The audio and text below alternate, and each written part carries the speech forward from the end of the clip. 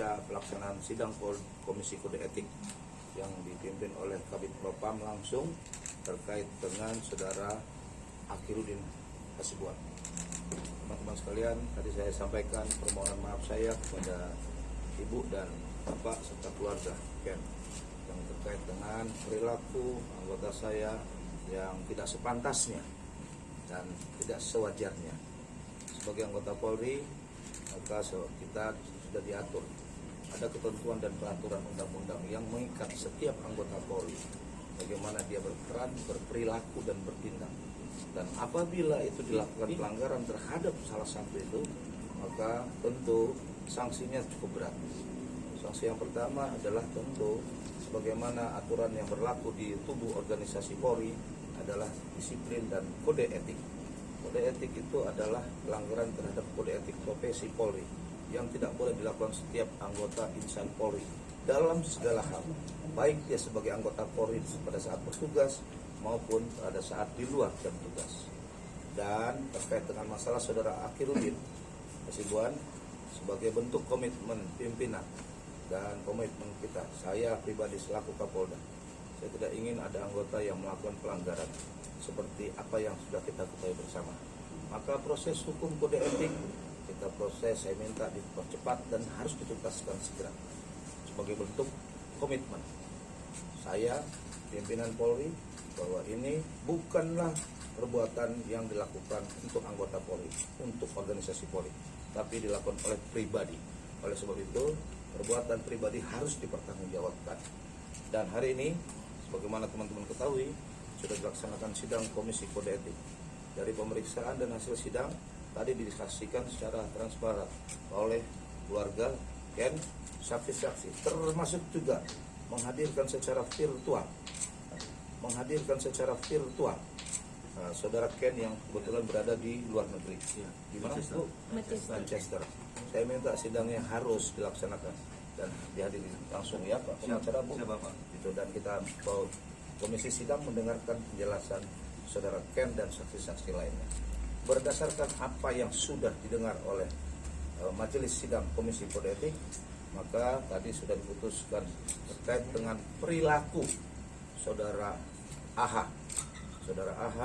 yang ada pada saat kejadian tersebut, di mana dia adalah sebagai seorang anggota Polri yang tidak sepantasnya dan tidak seharusnya membiarkan kejadian itu ada di depan matanya.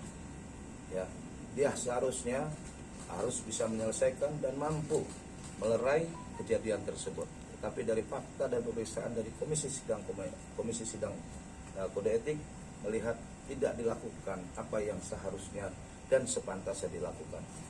Berdasarkan pertimbangan itu, teman-teman sekalian, tadi Pak Kabid Propam, Pak Kabid Propam dan Komisi Sidang sudah memutuskan bahwa perilaku saudara AH itu melanggar kode etik profesi Polri dengan pasal yang dipersangkakan dan diterapkan terbukti adalah pasal 5, pasal 8, pasal 12 ya, pasal 13 juga ya dari peraturan Perpol nomor 7 tahun 2022. Apa sanksinya? Apa yang disebutkan sana bahwa yang dilakukan perbuatan saudara AH itu melanggar etika kepribadian yang pertama. Yang kedua melanggar etika kelembagaan dan etika kemasyarakatan. 3 etika itu dilanggar dan terfaktakan sehingga Majelis Komisi Kode Etik memutuskan kepada saudara AH untuk dilakukan pemberhentian tidak dengan hormat. Itu sebagai bentuk keseriusan dan saya tidak mau mencampuri prosesnya. Tapi Komisi Kode Etik memproses memfaktakan itu dari proses sidang yang dilaksanakan hari ini. Teman-teman sekalian, pada kesempatan saat ini saya ingin menyampaikan bahwa pimpinan Polri, Bapak Kapolri, saya tidak pernah bermain-main untuk tidak memproses setiap hal-hal yang menyangkut penyimpangan yang dilakukan oleh anggota. Ini sebagai bentuk keseriusan dan sebagaimana teman-teman ketahui terhadap saudara AH saat ini juga sedang ini sebagai bentuk keseriusan dan sebagaimana teman-teman ketahui terhadap saudara AH saat ini juga sedang berproses pidana umum ya, pidana umum. Ya, kita tunggu saja prosesnya, insya Allah dalam waktu dekat. Pidana umum pasal 304, 5556 KUHP, teman-teman sekalian. Karena keberadaannya pada saat kejadian tersebut, baik itu turut serta melakukan ataupun tidak, atau membiarkan orang yang seharusnya ditolong pada saat itu. Sehingga proses hukum hari ini sudah dinaikkan prosesnya, pidananya SPD sprindiknya sudah beberapa waktu lalu penyidikannya. Hari ini sudah ditetapkan juga penetapan tersangka terhadap yang bersangkutan melakukan pelanggaran pidana umum. Nanti pasalnya silakan ditanya kepada Dirkrim nanti 5556 dan 304 KUHP. Itu yang kedua. Yang kedua